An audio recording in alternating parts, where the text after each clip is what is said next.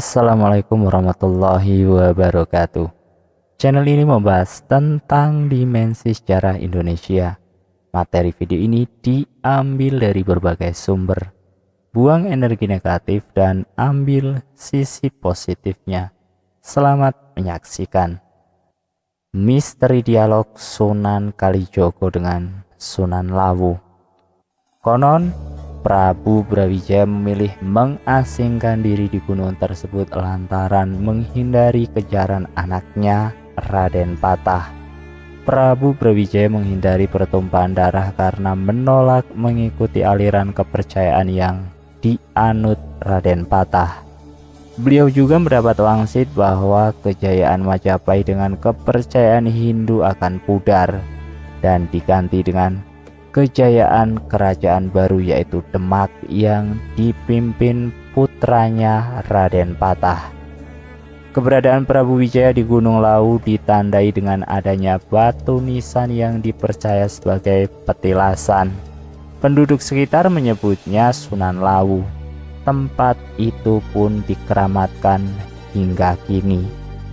Seorang spiritual Jawa sekaligus juru kunci Gunung Malang yang merupakan anak Gunung Lawu, Budianto mengatakan, Lawu menjadi salah satu pusat budaya dan tempat sakral di Pulau Jawa.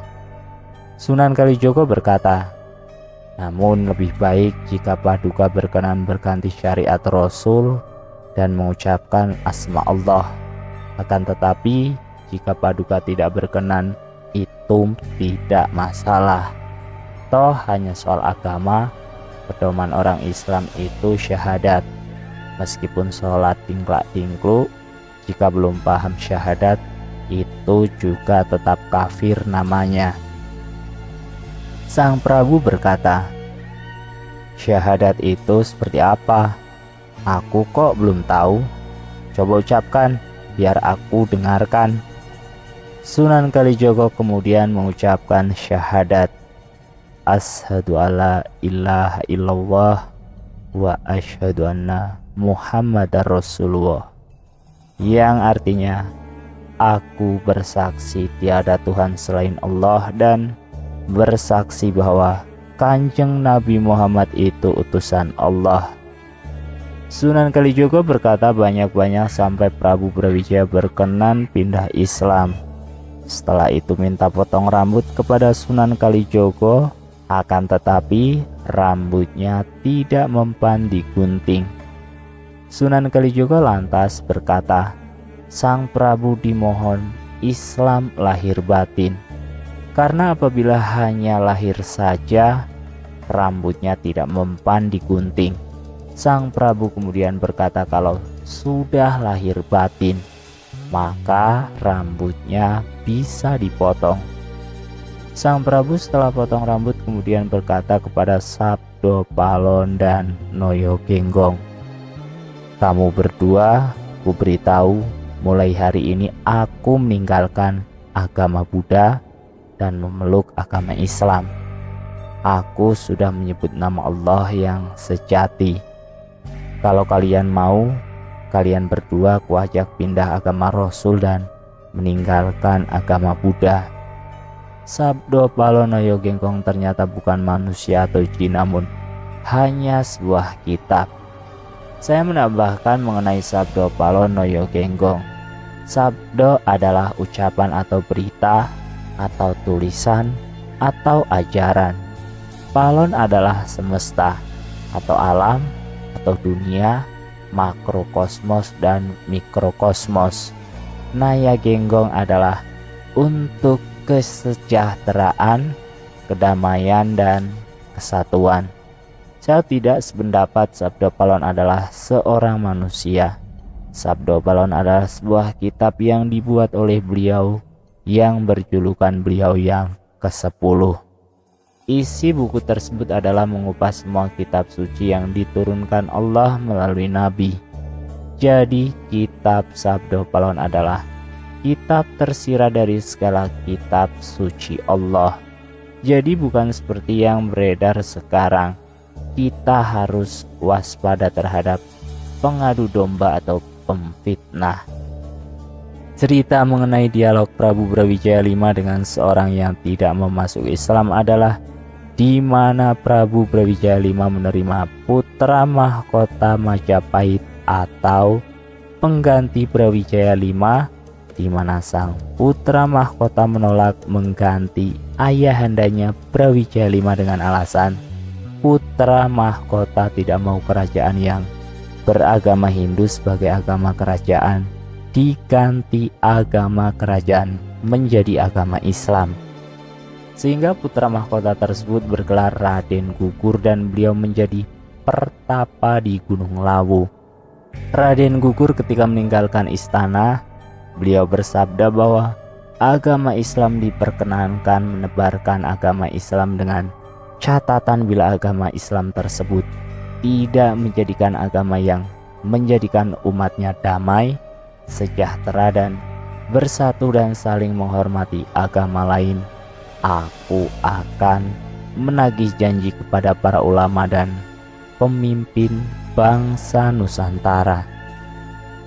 Dengan aku memimpin rakyat kecil turun menuju kota besar untuk meminta keadilan, kesejahteraan, kedamaian. Kemunculan aku dengan tandanya para sepuh akan turun gunung, gunung-gunung meletus, bencana alam dan manusia di mana-mana. Dengan kepergian putra mahkota atau Raden Gugur, Brawijaya V menjadi gundah sehingga beliau mencari pendapat siapakah kelak pengganti dirinya. Intrik istana pun bekerja. Beliau mendapat berita bahwa Raden Patah sedang memimpin penyerbuan ke Majapahit. Sehingga Prabu Brawijaya pergi meninggalkan istana menuju ke Blambangan untuk minta bantuan dari kerajaan dari Bali. Sementara kedatangan Raden Rahmat adalah utusan Raden Patah yang akan menghadap ayahnya Prabu Brawijaya. Tetapi di jalan dihadang oleh kelompok yang ingin merebut kekuasaan kerajaan. Sehingga Raden Patah mendapat berita bahwa ayahnya sedang mendapat tekanan atau kudeta, sehingga mengirim pasukan untuk membebaskan ayahnya. Sementara Prabu Brawijaya V mendapat berita bahwa anaknya akan menyerbu kerajaan Majapahit. Dalam pelarian Prabu Brawijaya, Raden Said atau Sunan Kalijogo menyusul Prabu Brawijaya V. Terjadilah pertemuan di Blambangan, di mana Raden Said menghentikan niat Prabu Brawijaya V meminta bantuan dari kerajaan di Bali. Di mana dialog tersebut, Raden Said mengatakan kepada Prabu Brawijaya V bahwa yang datang ke Majapahit adalah putra beliau sendiri yang bernama Raden Patah, dan Raden Patah tidak bermaksud menguasai kerajaan, tetapi ingin membebaskan Prabu dari tangan pemberontak. Setelah Prabu Brawijaya V mendengar penjelasan dari Raden Said, maka beliau tidak jadi menyeberang ke Bali dan ingin kembali ke Majapahit. Kemudian Prabu Brawijaya minta pendapat kepada Raden Said. Siapakah yang berhak menjadi pengganti Prabu Brawijaya V? Oleh Raden Said diusulkan Raden Patah atau anak Prabu Brawijaya V dengan putri China, kemudian disetujui oleh Prabu Brawijaya V. Raden Said kemudian meminta kesediaan untuk Prabu Brawijaya V masuk agama Islam untuk membuktikan pengakuan. Raja telah menyetujui Raden Patah menjadi pengganti Prabu Brawijaya V dan agama kerajaan Majapahit menjadi agama Islam. Prabu Brawijaya V menyetujui, kemudian Raden Said membaiat Prabu dengan 2 kalimat syahadat.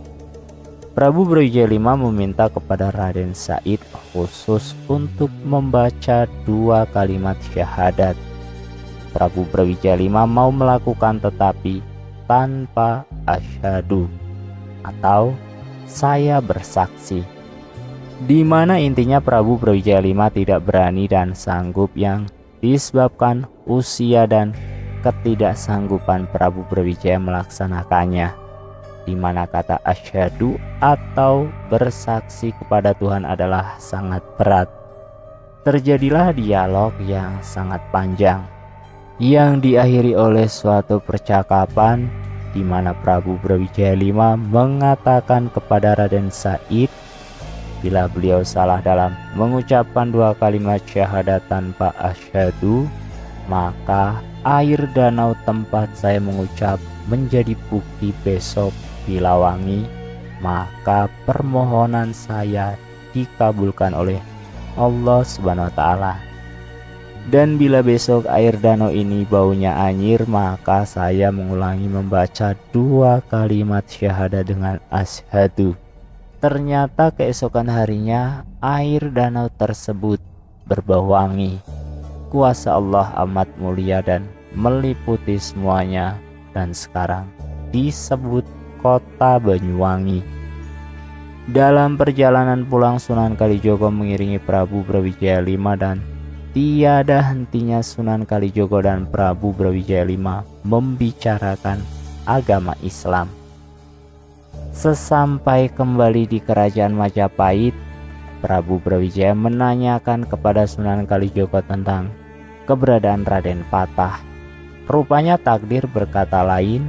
Raden Patah ketika ditanyakan keberadaannya oleh Prabu Brawijaya V berhalangan atau bersimpangan jalan, dan ketika terakhir kali ditanyakan oleh Prabu Brawijaya V kepada Raden Said, duduk di sebelah Raden Said seorang pemuda yang ditanyakan oleh Prabu Brawijaya V, siapakah dia? Dan Raden Said menjawab, ia adalah Bondan Kejawen, putra Prabu juga.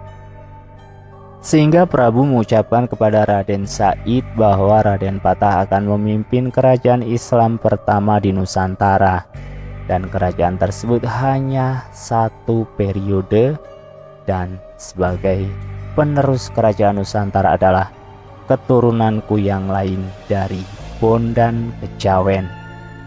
Karena usia Prabu Brawijaya V sudah lanjut, beliau pun wafat, tidak dapat bertemu juga dengan Raden Patah, dan pesan Prabu Brawijaya V, makamku dinamakan makam Putri Cempa.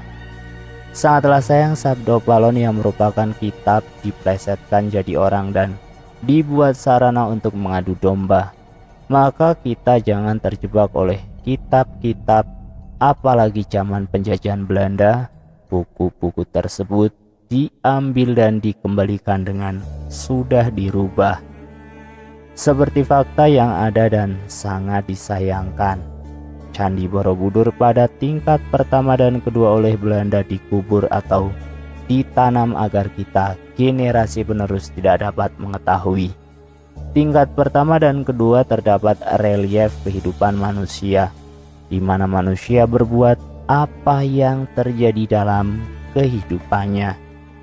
Jadi untuk mempelajari buku-buku kuno harus berpegangan kepada budaya adiluhur pendahulu, dan bila tidak cocok, mencoba untuk mengartikan apa yang hendak dipesan lewat tulisan itu, apakah simbol atau bikinan Belanda atau anteknya, sehingga kita selalu terbawa arus adu domba dan pembodohan terus. Sekian, salam Rahayu. Wassalamualaikum warahmatullahi wabarakatuh.